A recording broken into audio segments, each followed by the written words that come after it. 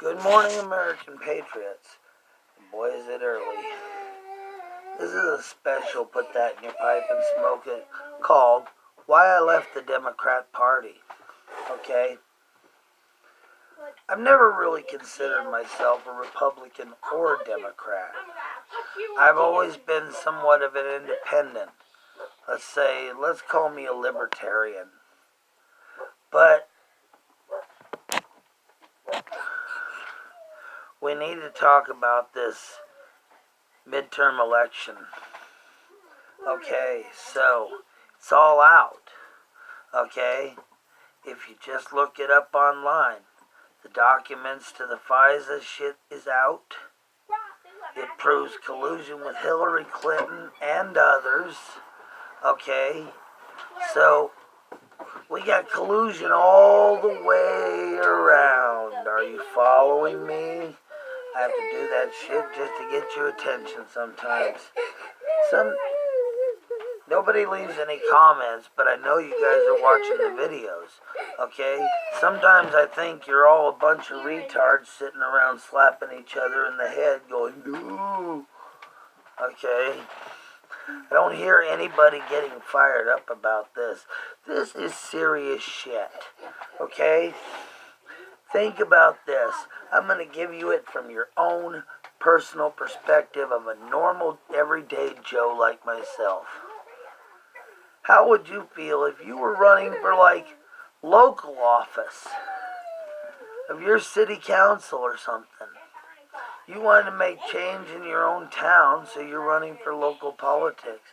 And then somebody pops up out of nowhere who you don't even know and says, they sexually assaulted me 40 years ago, and I can't remember any details, and I have no recollection of anything, but I know it was them, and they just need to step down from this race. And then suddenly you're a pariah. Suddenly, everybody's turned against you, it seems. The news, the media, is calling you a fucking gang rapist based on one accusation of no recollection, okay? I mean, did you sit and watch the questioning with the prosecutor of that chick? Did you sit and watch that female prosecutor, question her? How did you get there? I don't know. Who drove you there? I don't know. How many people were there? I don't know. What the house looked like? I don't know. What neighborhood was it in? I don't know. I don't know. But I know I had one beer. What the fuck? Then out pops other people saying that she's a liar. Some ex-boyfriend she lives with says she fucking lied several times in her testimony. Okay? An ex-boyfriend that she lived with for quite a few years before she took a job in Hawaii, and he finally ended the relationship. Okay? So they do an investigation. The Democrats agree it can be for only 1 week, and then they hold their vote on Kavanaugh. Okay? The investigation turns up nothing. Her story is refuted by the names of everybody she gave. Nobody remembers such a party. Nobody remembers her. They all refute it, and except for her friend who also refutes it and says she does not remember, okay? Now she's saying to the media that she feels that people of Miss Ford's legal team pressured her to change her testimony. Now, wouldn't that be witness tampering? Think. So now we got witness tampering. Okay? They're pressuring her friend Leland Kaiser to change her testimony, or to, quote, revisit the thought of her testimony. That's what Leland Kaiser told the FBI. She felt pressured by Christine Blasey Ford's lawyers to change her testimony. Okay, getting back to this investigation. So they do it. Turns up nothing. Turns up her story is bullshit. Turns up that she lied on the stand. Let's go over her lies.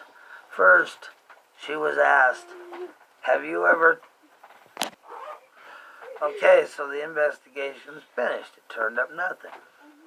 Well, now the Democrats who agreed to a 1-week investigation are saying, well, it wasn't long enough. We should let them keep investigating until they find something. What does that show you? I mean, right after Kavanaugh was nominated, what did Chuck Schumer say? I will fight this nomination with everything I have. Dianne Feinstein had that letter since July and sat on it to what we call the 11th hour, and then she's all bam. Why didn't she have the FBI investigate anonymously in the meantime and not let anybody know until the investigation was over? Because guess what? They would have found nothing too, and Dianne Feinstein knows that. The FBI doesn't even investigate this type of thing. So that should have been left up to the Maryland police in 1982 or 83 or 84 or whenever the hell it was, because she doesn't know. Okay? Now, wrap your minds around this. Christine Blasey Ford, her father is CIA. Her brother worked for the CIA. Now back to her lies.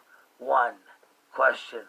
Have you ever coached anyone or advised anyone on how to take a polygraph? No, that was a lie. She did advise a friend on how to take a polygraph who was interviewing for the FBI. That was exposed by Christine Ford's former live-in boyfriend of 6 years. We understand you couldn't originally come here because of your fear of flying. Do you have a fear of flying? Yes, I have a fear of enclosed spaces. In the pretty pose when she says it. Okay. No, that's a lie. She flew all the time. She flew for her job in Hawaii. Okay? And in Hawaii, she flew around the island on small propeller planes. Now, somebody who has a fear of flying and a fear of enclosed spaces would not do something like that. She flies all the time. She flew to get to that hearing. She flies all the time. Lie number 2. Lie number 3. You have a second front door on your home because of claustrophobia, and that was installed after you found out this recovered memory in 2012, correct? Yes, that is correct. Building permits showed she installed that second front door in 2008. So her home could host Google interns because she does part-time work for Google as well. Actually, her first lie, what do you do for a living? I'm a professor, such and such, Palo Alto University. Bullshit, she's not a professor.